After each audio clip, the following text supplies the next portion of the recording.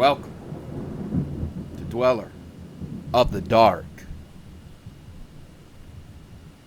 We are a channel honoring the yellows and black and bones of many prominent authors.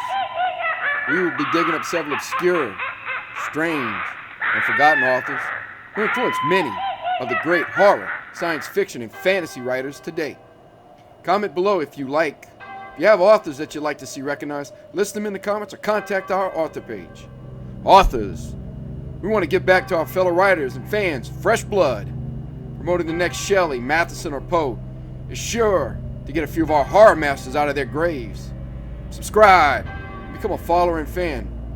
As a subscriber, you get the latest announcements and premieres. If your work unnerves or terrifies, we put your story on our channel and webpage for free. Certainly, we'll provide feedback. Many prizes to loyal subscribers. Subscribe for more tales of the horrifying, obscure, strange, and forgotten. I have quite a collection climbing out of the tombs. If you like any of our tales, crush the like button below. You can check out our stories on YouTube and our websites. YouTube, Dweller of the Dark. Official website, dwellerofthedark.com. Facebook, Jeffrey LeBlanc Horror Writer. You can find the books, Amazon. And you can follow us on Twitter and Instagram, Dweller of the Dark. Children of horror. Ghosts march off to phantom wars in a dense fog. A man is found murdered, possibly by the vengeful undead. And an accursed creature terrorizes a man alone in the darkness. As we introduce the legendary Ambrose Bierce.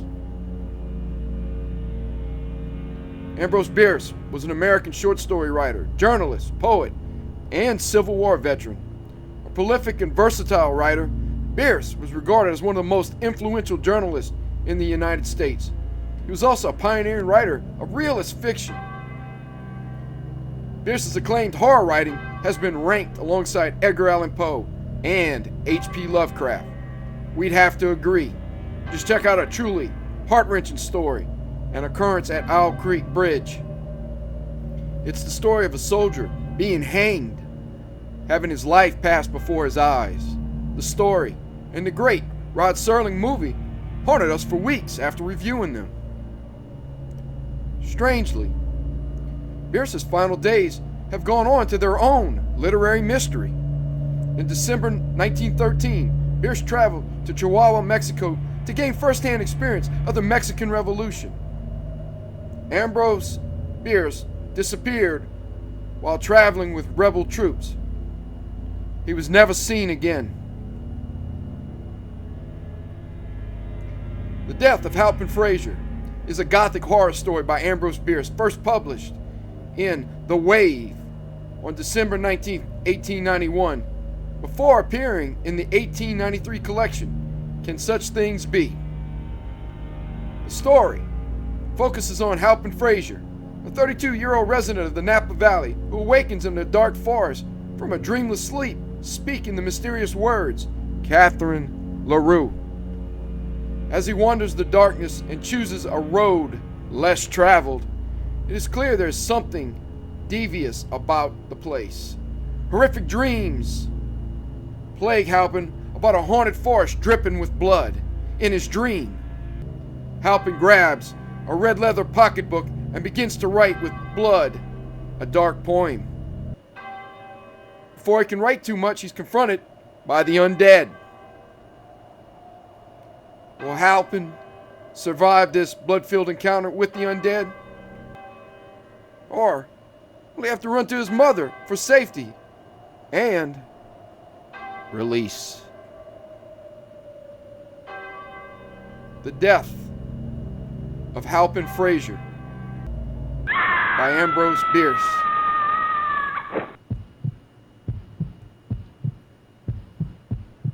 For by death is wrought greater change than hath been shown. Whereas in general the spirit that removed cometh back upon occasion, and is sometimes seen of those in flesh, appearing in the form of the body it bore.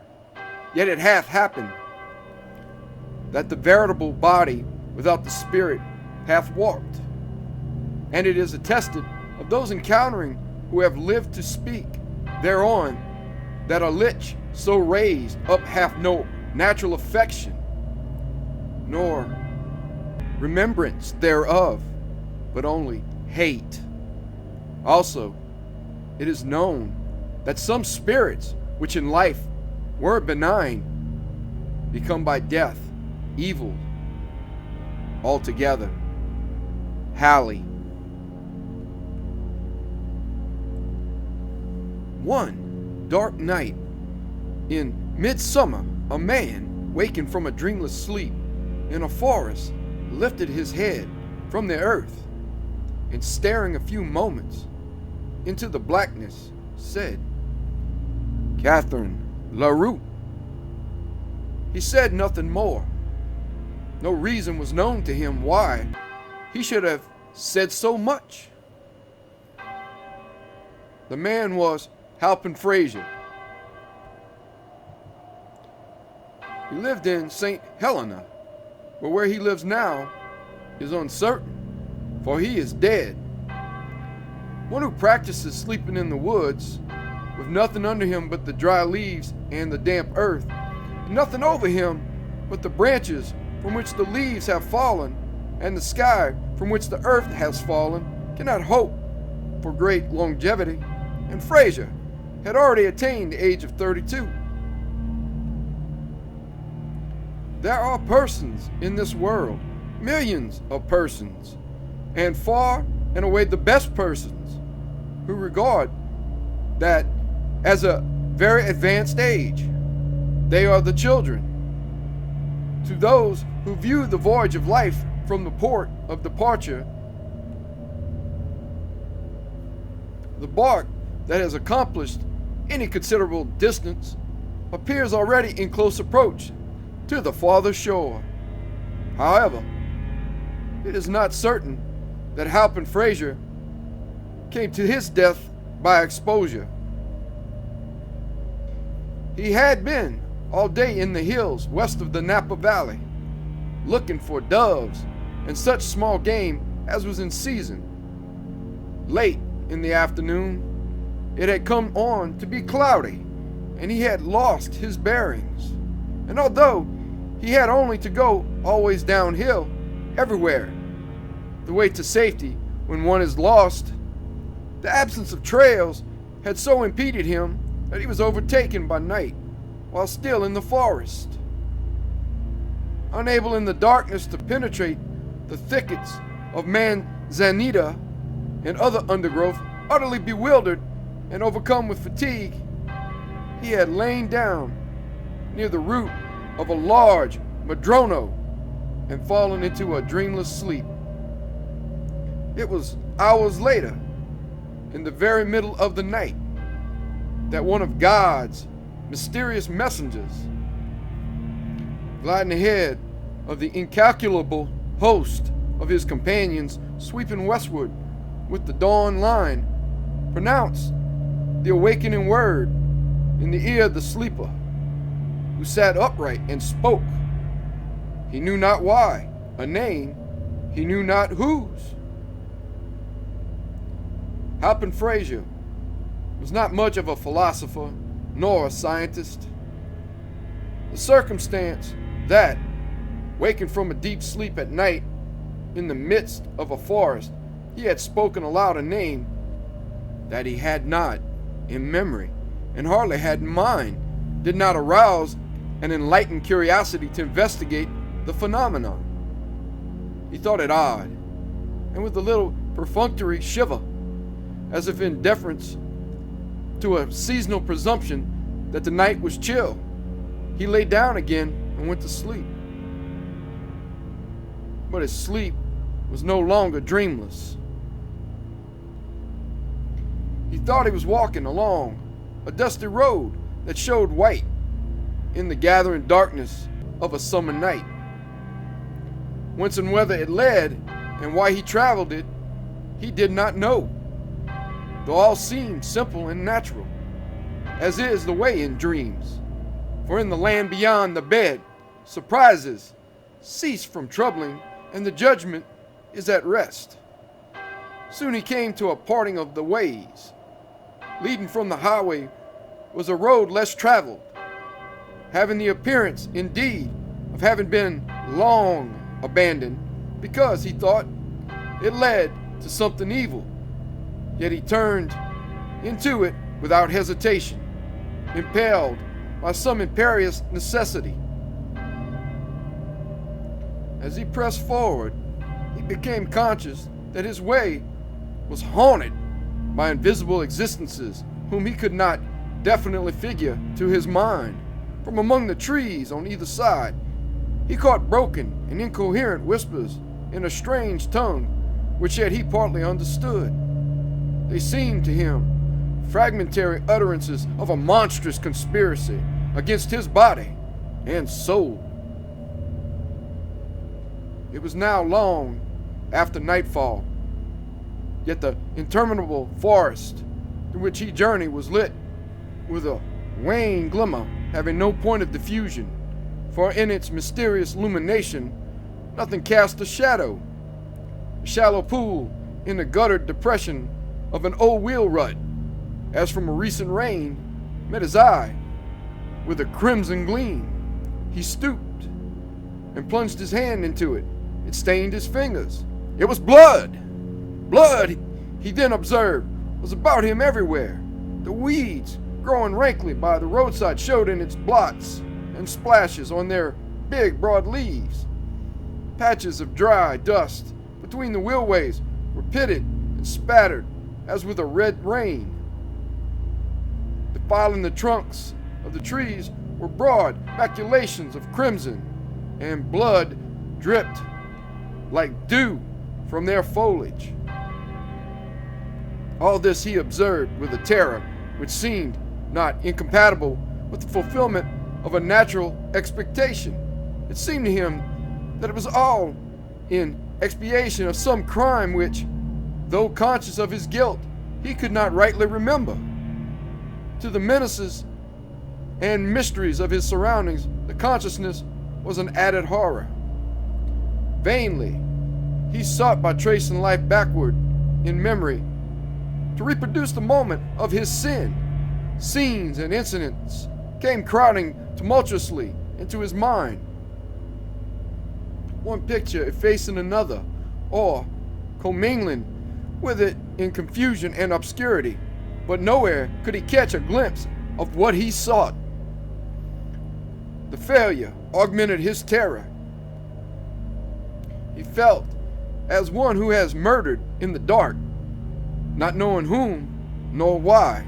So frightful was the situation. The mysterious light burned with so silent and awful a menace.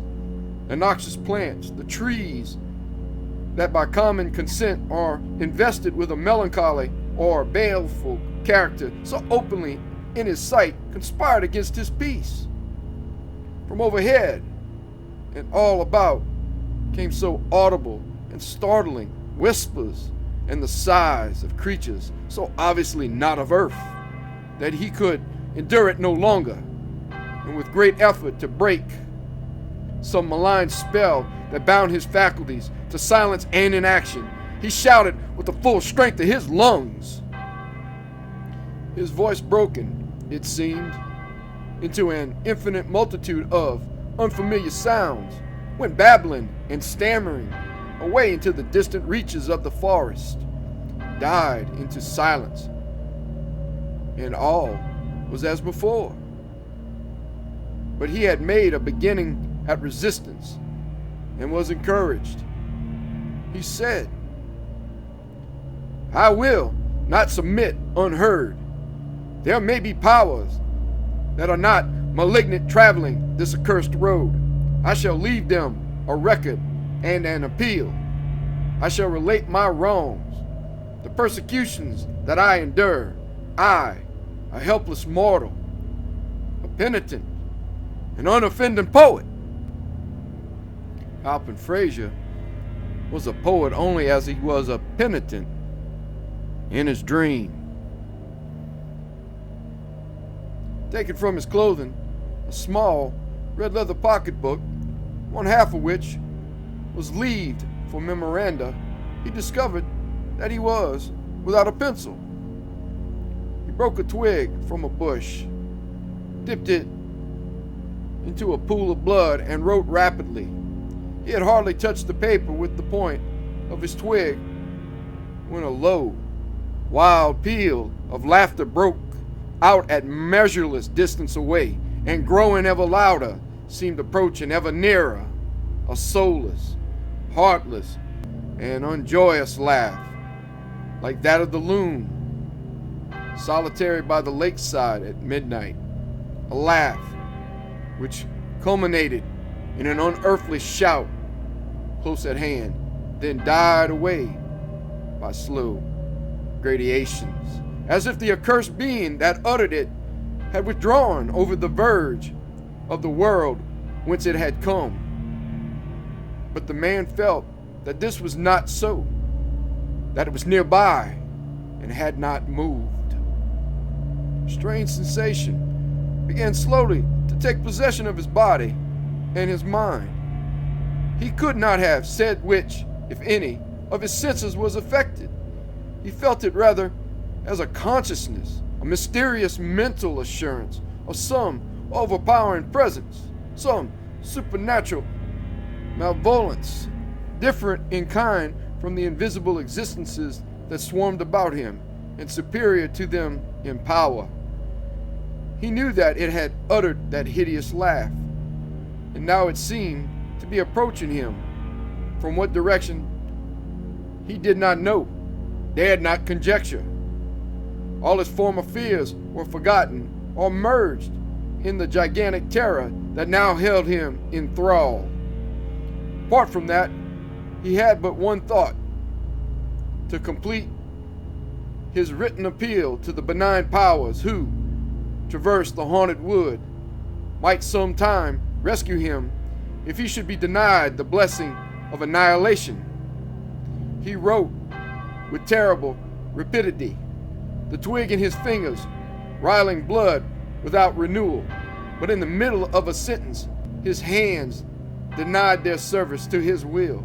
His arms fell to his sides, the book to the earth, and powerless to move or cry out, he found himself staring into the sharply drawn face and blank, dead eyes of his own mother, standing white and silent in the garments of the grave. In his youth, Halpin Frayser had lived with his parents in Nashville, Tennessee. The Fraysers were well-to-do, having a good position in such society as had survived the wreck wrought by civil war. Their children had the social and educational opportunities of their time and place, and had responded to good associations and instruction with agreeable manners and cultivated minds. Halpin, being the youngest and not over robust, was perhaps a trifle spoiled. He had the double disadvantage of a mother's assiduity and a father's neglect. Frayser père was what no Southern man of means is not, a politician. His country, or rather his section and state, made demands upon his time and attention so exacting that to those of his family he was compelled to turn an ear partly deafened by the thunder of the political captains and the shouting, his own included. Young Halpin was of a dreamy, indolent, and rather romantic turn, somewhat more addicted to literature than law, the profession to which he was bred. Among those of his relations who professed the modern faith of heredity, it was well understood that in him the character of the late Myron Bayne, a maternal great-grandfather, had revisited the glimpses of the moon, by which Orb Bayne had in his lifetime been sufficiently affected to be a poet of no small colonial distinction. If not specially observed, it was observable that while a Frayser who was not the proud possessor of a sumptuous copy of the ancestral poetical works printed at the family expense and long ago withdrawn from an inhospitable market, was a rare Frayser indeed. There was an illogical indisposition to honor the great deceased in the person of his spiritual successor. Halpin was pretty generally deprecated as an intellectual black sheep who was likely at any moment to disgrace the flock by bleeding in meter. The Tennessee Fraysers were a practical folk, not practical in the populist sense of devotion to sordid pursuits, but having a robust contempt for inequalities unfitting a man for the wholesome vocation of politics. In justice to young Halpin, it should be said that while in him were pretty faithfully reproduced most of the mental and moral characteristics ascribed by history and family tradition to the famous colonial bard, his succession to the gift and faculty divine was purely inferential. Not only had he never been known to court the muse, but in truth, he could not have written correctly a line of verse to save himself from the killer of the wise. Still, there was no knowing when the dormant faculty might wake and smite the lyre. In the meantime, the young man was rather a loose fish anyhow. Between him and his mother was the most perfect sympathy. For secretly the lady was herself a devout disciple of the late and great Myron Bayne, though with the tact so generally and justly admired in her sex, despite the hardy calumniators who insist that it is essentially the same thing as cunning. She had always taken care to conceal her weakness from all eyes but those of him who shared it. Their common guilt in respect of that was an added tie between them. If in Halpin's youth his mother had spoiled him, he had assuredly done his part toward being spoiled. As he grew to such manhood as is attainable by a Southerner who does not care which way elections go, the attachment between him and his beautiful mother, whom from early childhood he had called Katie, became yearly stronger and more tender. In these two romantic natures was manifest in a signal way that neglected phenomenon, the dominance of the sexual element in all the relations of life, strengthening, softening, and beautifying even those of consanguinity. The two were nearly inseparable, and by strangers observing their manner were not infrequently mistaken for lovers. Entering his mother's boudoir one day, Halpin Frayser kissed her upon the forehead, toyed for a moment with a lock of her dark hair which had escaped from its confining pins, and said, with an obvious effort at calmness, "Would you greatly mind, Katie, if I were called away to California for a few weeks?" It was hardly needful for Katie to answer with her lips a question to which her telltale cheeks had made instant reply. Evidently, she would greatly mind, and the tears, too, sprang into her large brown eyes as corroborative testimony. "Ah, my son," she said, looking up into his face with infinite tenderness, "I should have known that this was coming. Did I not lie awake a half of the night weeping because during the other half Grandfather Bayne had come to me in a dream, and standing by his portrait, young, too, and handsome as that, pointing to yours on the same wall. And when I looked, it seemed that I could not see the features. You had been painted with a face cloth, such as we put upon the dead. Your father has laughed at me, but you and I, dear, know that such things are not for nothing. And I saw below the edge of the cloth the marks of hands on your throat.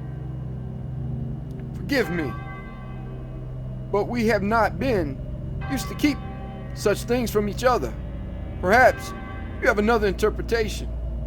Perhaps it does not mean that you will go to California, or maybe you will take me with you. It must be confessed that this ingenious interpretation of the dream in the light of newly discovered evidence did not wholly commend itself to the son's more logical mind. He had, for the moment at least, a conviction that it foreshadowed a more simple and immediate, if less tragic, disaster than a visit to the Pacific coast.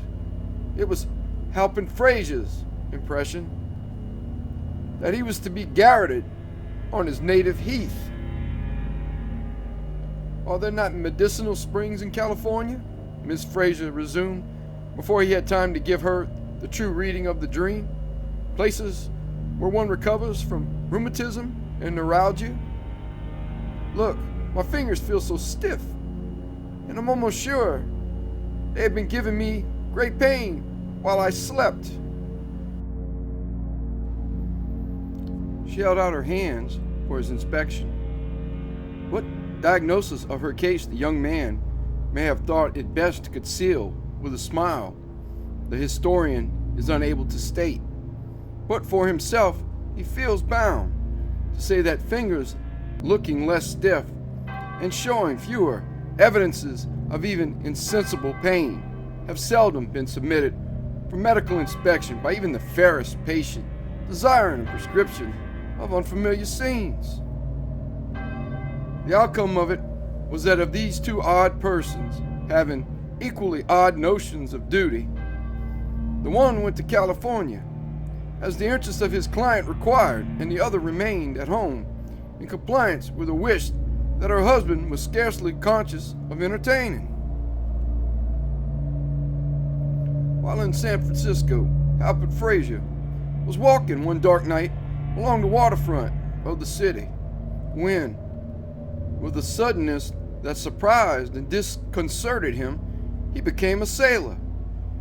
He was in fact shanghaied aboard a gallant ship and sailed for a far country.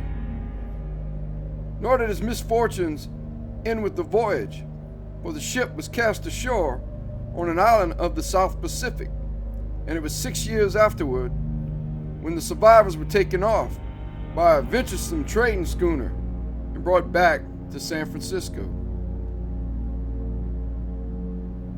Though poor in purse, Frayser was no less proud in spirit than he had been in the years that seemed ages and ages ago. He would accept no assistance from strangers, and it was while living with a fellow survivor near the town of St. Helena, awaiting news and remittances from home, that he had gone gunning and dreaming. The apparition confronting the dreamer in the haunted wood, the thing so like, yet so unlike his mother, was horrible. It stirred no love nor longing in his heart. It came unattended with pleasant memories of a golden past, inspired no sentiment of any kind. All the finer emotions were swallowed up in fear. He tried to turn and run from before it, but his legs were as lead. He was unable to lift his feet from the ground. His arms hung helpless at his sides. Of his eyes, only he retained control, and these he dared not remove from the lustreless orbs of the apparition, which he knew was not a soul without a body, but that most dreadful of all existences infesting that haunted wood, a body without a soul. In its blank stare was neither love, nor pity, nor intelligence, nothing to which to address an appeal for mercy. An appeal will not lie, he thought, with an absurd reversion to professional slang, making the situation more horrible, as the fire of a cigar might light up a tomb. For a time, which seemed so long, that the world grew gray with age and sin, and the haunted forest, having fulfilled its purpose in this monstrous culmination of its terrors, vanished Out of his consciousness with all its sights and sounds, the apparition stood within a pace, regarding him with the mindless malevolence of a wild brute, then thrust its hands forward and sprang upon him with appalling ferocity. The act released his physical energies without unfettering his will. His mind was still spellbound, but his powerful body and agile limbs, endowed with a blind, insensate life of their own, resisted stoutly and well. For an instant, he seemed to see this unnatural contest between a dead intelligence and a breathing mechanism only as a spectator. Such fancies are in dreams. Then he regained his identity, almost as if by a leap forward into his body, and the straining automaton had a directing will as alert and fierce as that of its hideous antagonist. But what mortal can cope with a creature of his dream? The imagination creating the enemy is already vanquished. The combats result in the combat's cause. Despite his struggles, despite his strength and activity, which seemed wasted in a void, he felt the cold fingers close upon his throat. Borne backward to the earth, he saw above him the dead and drawn face within a hand's breadth of his own, and then all was black. A sound as of the beating of distant drums, a murmur of swarming voices, a sharp, far cry signing all to silence, and Halpin Frayser dreamed that he was dead. A warm, clear night had been followed by a morning of drenching fog. At about the middle of the afternoon of the preceding day, a little whiff of light vapor, a mere thickening of the atmosphere, the ghost of a cloud, had been observed clinging to the western side of Mount St. Helena, away up along the barren altitudes near the summit. It was so thin, so diaphanous, so like a fancy made visible, that one would have said, "Look quickly, in a moment it will be gone." In a moment, it was visibly larger and denser, while with one edge it clung to the mountain, with the other it reached farther and farther out into the air above the lower slopes. At the same time, it extended itself to north and south, joining small patches of mist that appeared to come out of the mountainside on exactly the same level, with an intelligent design to be absorbed. And so it grew and grew until the summit was shut out of view from the valley, and over the valley itself was an ever-extending canopy, opaque and gray. At Calistoga, which lies near the head of the valley and the foot of the mountain, there were a starless night and a sunless morning. The fog, sinking into the valley, had reached southward, swallowing up ranch after ranch, until it had blotted out the town of St. Helena 9 miles away. The dust in the road was laid. Trees were adrip with moisture. Birds sat silent in their coverts. The morning light was wan and ghastly, with neither color nor fire.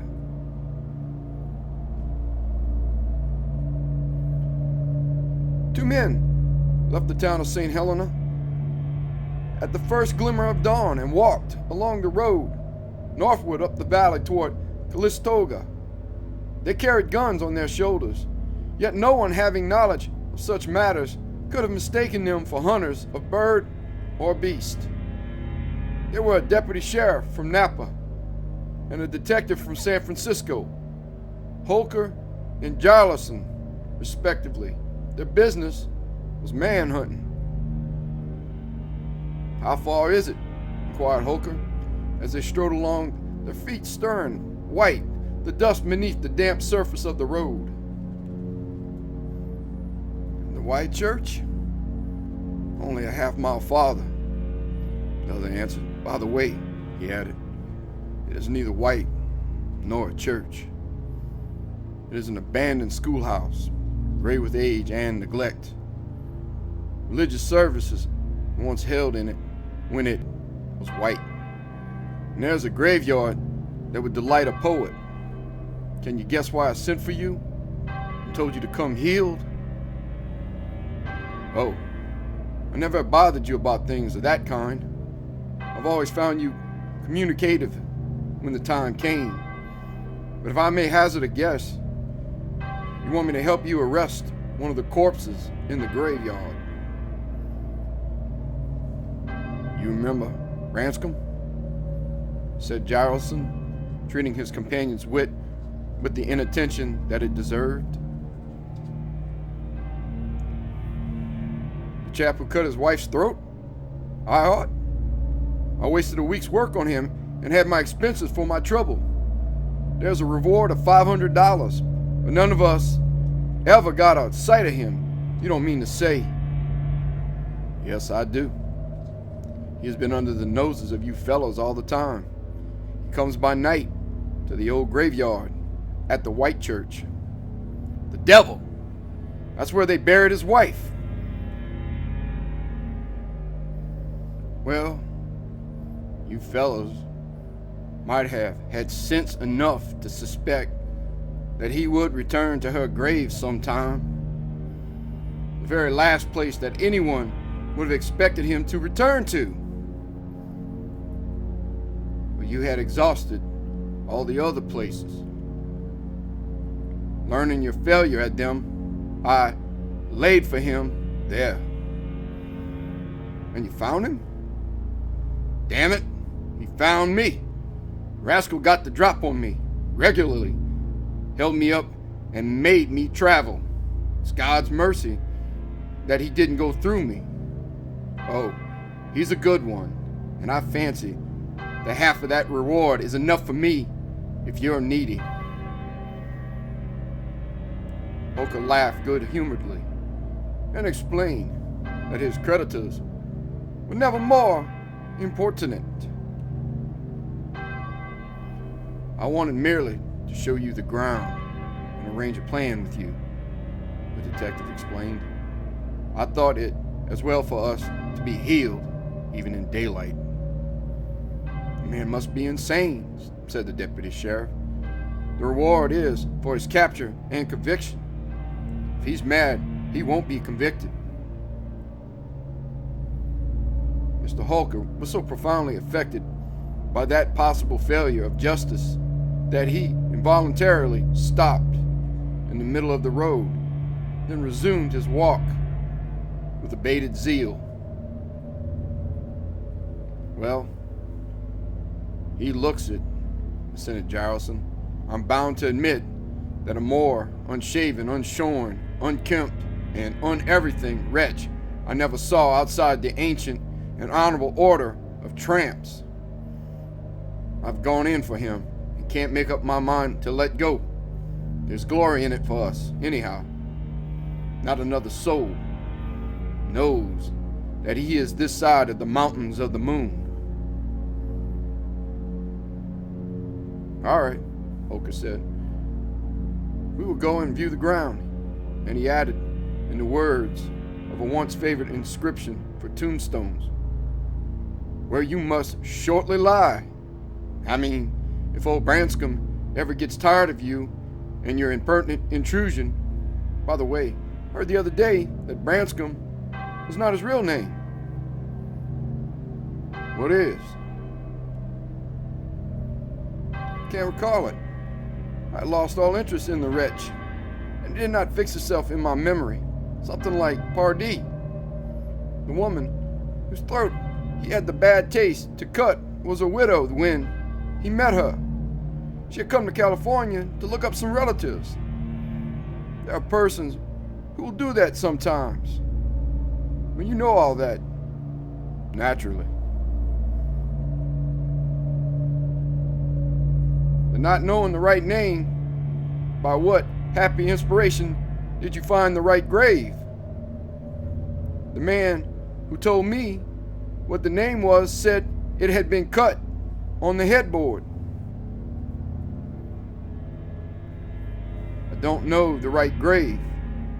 Jarrison was apparently a trifle reluctant to admit his ignorance of so important a point of his plan. I've been watching about the place generally. Part of our working this morning will be to identify that grave. Here's the white church.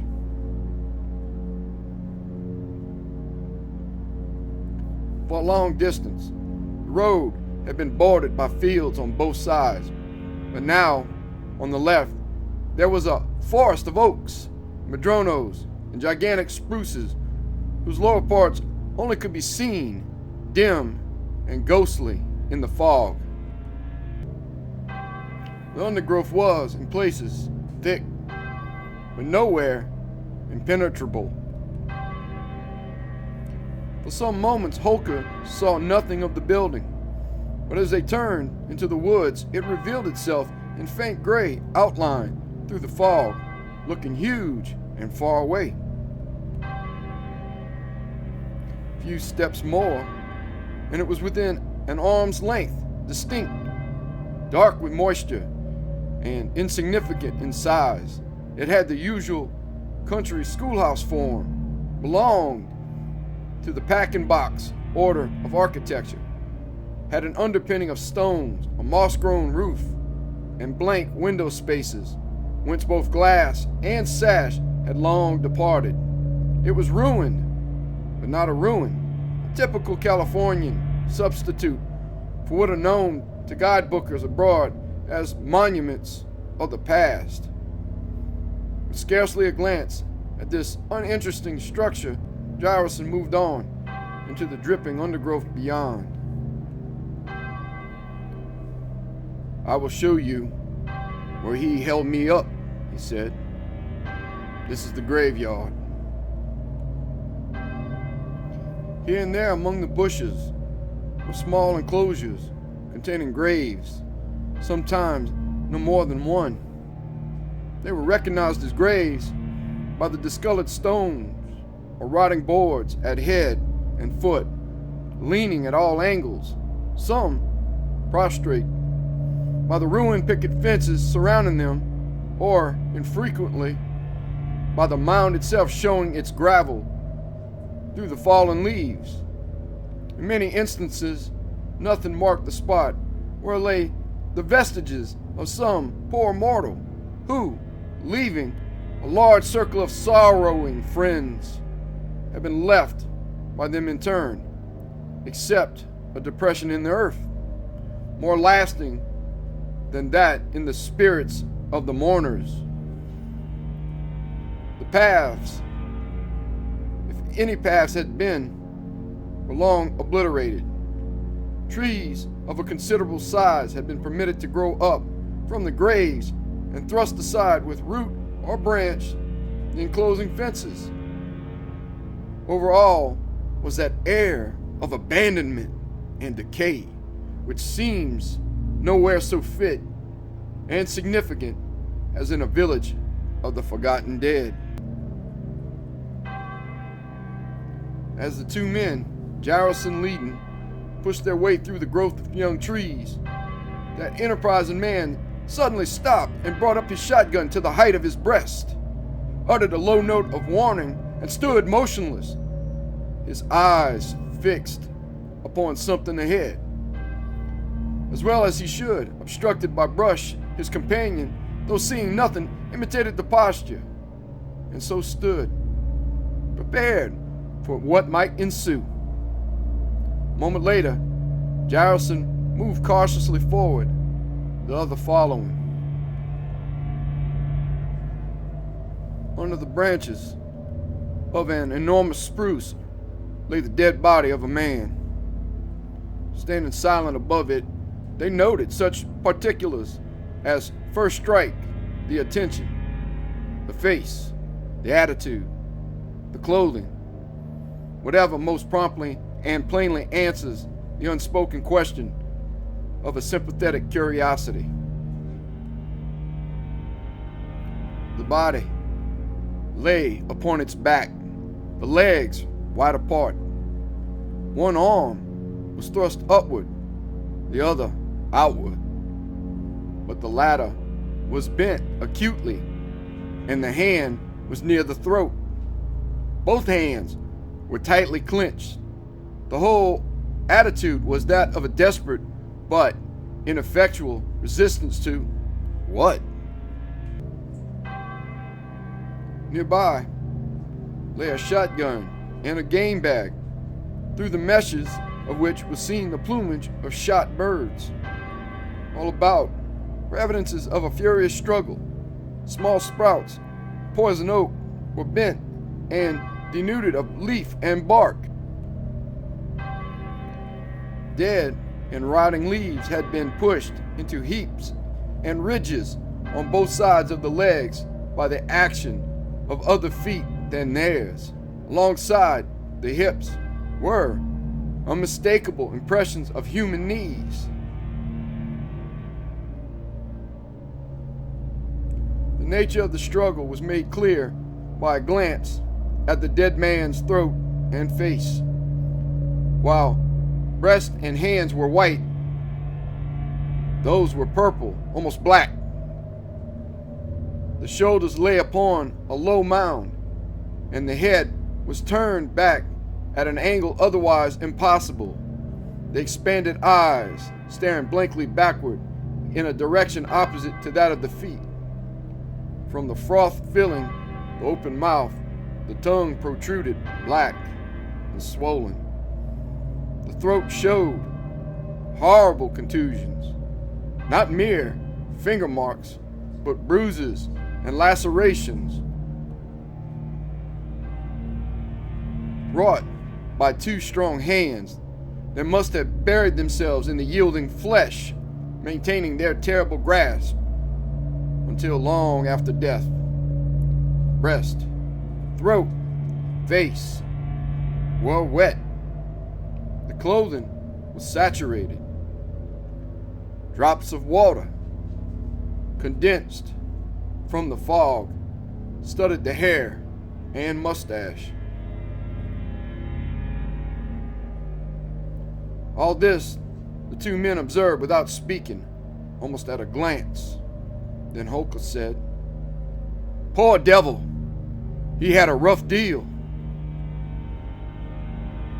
Jarrelson was making a vigilant circumspection of the forest, his shotgun held in both hands, and, at full cock, his finger upon the trigger. "The work of a maniac," he said, without withdrawing his eyes from the enclosing wood. "It was done by Branscombe, Pardee." Something, half hidden by the disturbed leaves on the earth, caught Holker's attention. It was a red leather pocketbook. He picked it up and opened it. It contained leaves of white paper for memoranda, and upon the first leaf was the name Halpin Frayser, written in red on several succeeding leaves, scrawled as if in haste and barely legible, were the following lines, which Holker read aloud while his companion continued scanning the dim gray confines of their narrow world and hearing matter of apprehension in the drip of water from every burdened branch. Enthralled by some mysterious spell, I stood in the lit gloom of an enchanted wood. Cypress there and myrtle twined their boughs, significant in baleful brotherhood. The brooding willow whispered to the yew beneath the deadly nightshade, and the rue, with immortals self-woven into strange, Funeral shapes and hard nettles grew. No song of bird, nor any drone of bees, nor light leaf lifted by the wholesome breeze. The air was stagnant all, and silence was. A living thing that breathed among the trees. Conspiring spirits whispered in the gloom, half heard the stillest secrets of the tomb. With blood the trees were all adrip, the leaves shone in the witchlight with a ruddy bloom.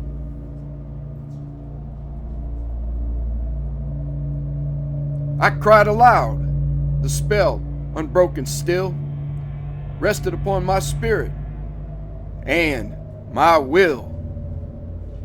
Unsouled, unhearted, hopeless and forlorn, I strove with monstrous presages of ill. At last, the viewless Holker ceased reading. There was no more to read. The manuscript broke off in the middle of a line.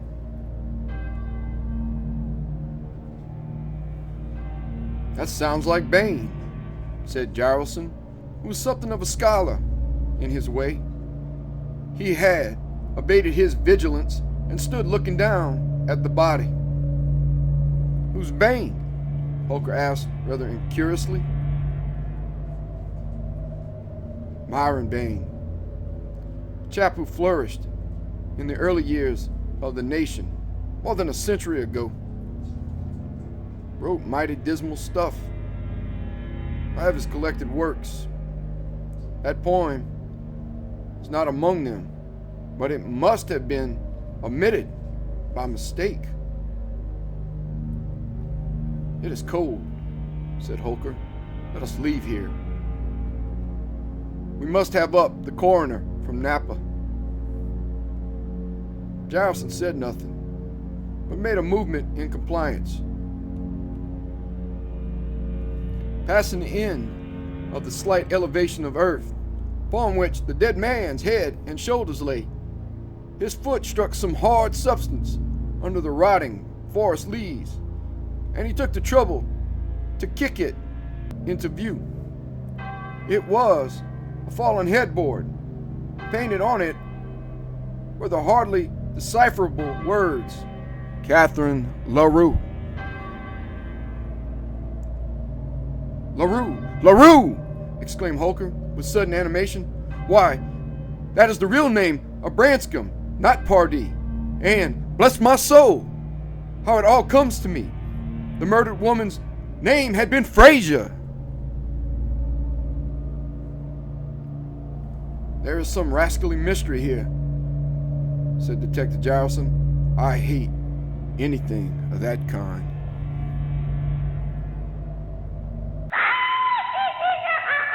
There came to them out of the fog, seemingly from a great distance, the sound of a laugh, a low, deliberate, soulless laugh, which had no more of joy than that of a hyena night prowling in the desert. A laugh that rose by slow gradation, louder and louder, clearer, more distinct and terrible, until it seemed barely outside the narrow circle of their vision. A laugh so unnatural, so unhuman, so devilish, that it filled those hardy manhunters with a sense of dread unspeakable. They did not move their weapons, nor think of them. The menace of that horrible sound was not of the kind to be met with arms, as it had grown out of silence. So now it died away. From a culminating shout, which had seemed almost in their ears, it drew itself away into the distance until its failing notes, joyous and mechanical to the last, sank to silence at a measureless remove.